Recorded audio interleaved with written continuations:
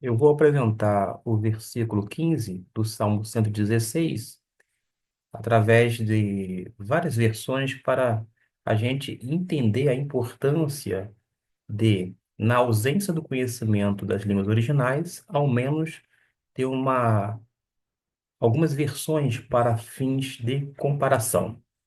Observe que a Almeida Corrigida Fiel, no tocante a este versículo, diz: Preciosa é a vista do Senhor a morte dos seus santos.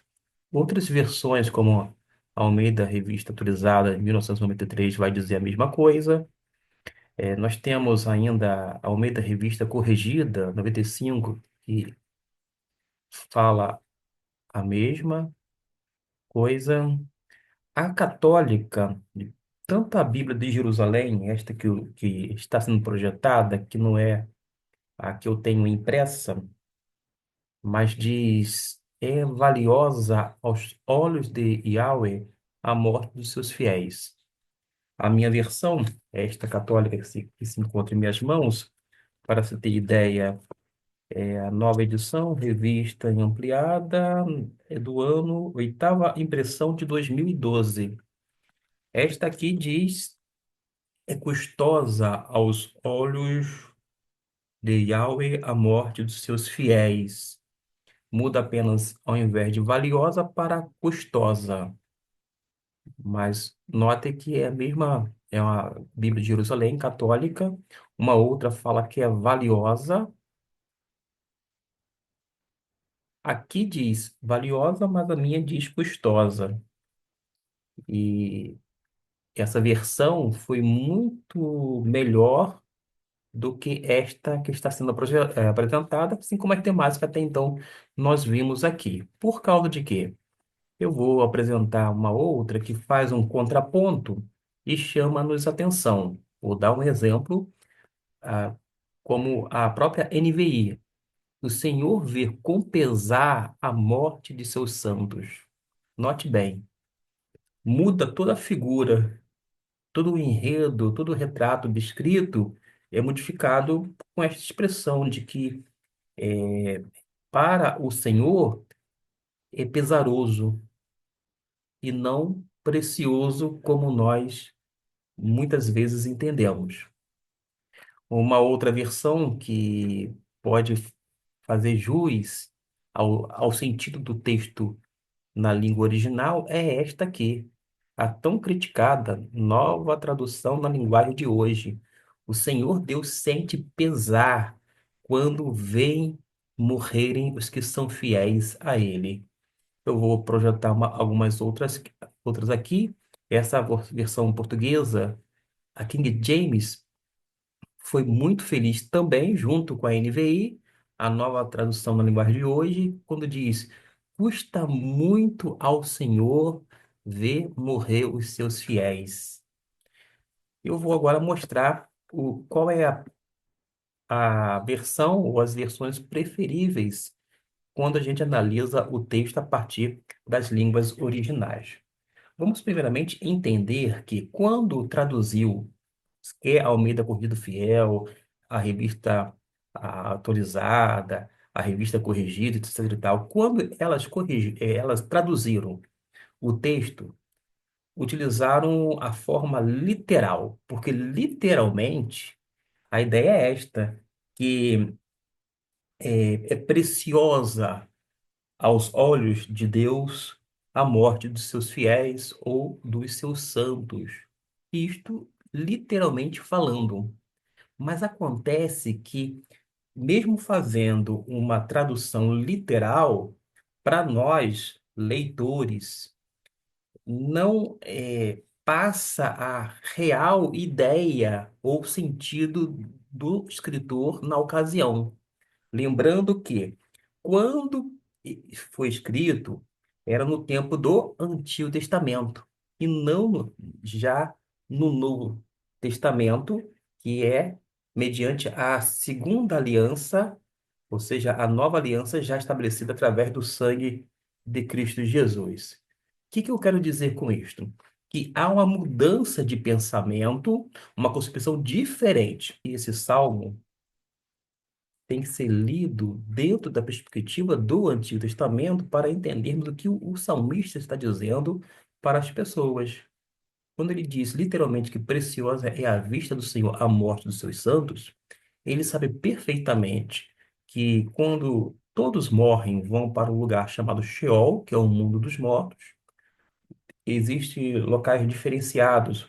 Os justos estão num canto, vou dizer assim, num local específico, os ímpios num outro local, mas ambos estão no Sheol, essa parte inferior da terra. Esta é a concepção.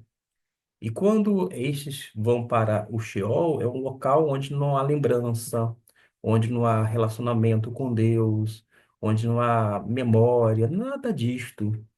De modo que morreu, acabou. A morte é o fim de tudo.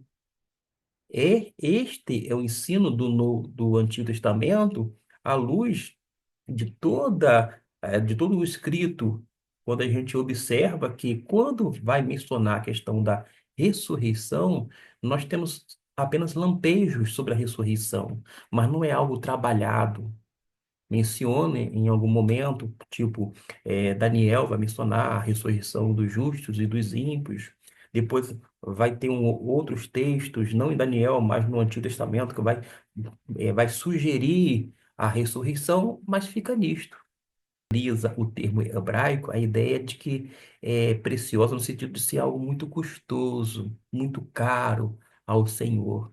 Daí, de uma maneira acertada, a NVI, a nova tradução na linguagem de hoje, a King James, na versão portuguesa que está aqui, vai mostrar que custa muito ao Senhor ver morrer os seus fiéis. Ainda, o Senhor vê com pesar a morte dos seus fiéis. E também o Senhor Deus sente pesar quando vê morrerem os que são fiéis a Ele. Para se ter uma noção exata do que está sendo expresso pelo salmista, vale se reportar ao texto de um outro salmo, capítulo de número 6, no versículo 5, que diz assim: Pois na morte não há lembrança de ti, no Sheol, quem te louvará? O salmista Davi recorre a Deus, à misericórdia, para que venha alcançar o perdão. E enquanto ele vai falando, Senhor, não me repreenda na tua ira, nem me castigue no teu furor, tem compaixão de mim, Senhor, porque sou fraco, sara-me. Ele vai pedindo, Senhor, porque os meus ossos estão perturbados. Quando ele fala, a minha alma está muito perturbada, mas tu, Senhor, até quando? Volta-te, Senhor, livra minha alma, salva-me por tua misericórdia. E é justamente no verso 5 que fala: Pois na morte não há lembrança de ti, no Sheol, quem te louvará? Em outras palavras, se eu morrer, como é que vai manter esse relacionamento contigo? Porque, como eu disse, morreu, acabou. Há uma expressão que me acompanha desde a tenridade, que eu li numa certa literatura sobre o além, mas tinha um termo chamado beleléu. A pessoa morre e na concepção do Antigo Testamento, vai para o além, vai para o beleléu, tanto o crente quanto o descrente, ou seja, tanto o ímpio quanto o justo. Eles vão para o beleléu, vão para o além, mas nós sabemos que há um lugar separado para esse grupo e o outro grupo também, um lugar à parte. Mas ainda assim, por conta do rompimento, dos laços, do relacionamento, o Senhor pesa em seu coração, ou seja, custa muito ao Senhor. De modo que, de fato, quando a gente vai para o Novo Testamento, à luz da doutrina da ressurreição, nós sabemos que nós estamos com Cristo, e estaremos por toda a eternidade. Agora, dentro da perspectiva do Antigo Testamento, não faz sentido a gente aplicar um termo neotestamentário, ignorando todo esse texto, todo esse contexto, porque, primeiramente, a gente precisa compreender o texto dentro do seu contexto. A partir daí, quando a gente lê e entende, a gente tem como interpretar adequadamente. Aí sim a gente pode utilizar outros textos para formar uma doutrina. mas são coisas distintas. Por causa de quê? Nós aprendemos que há uma revelação progressiva.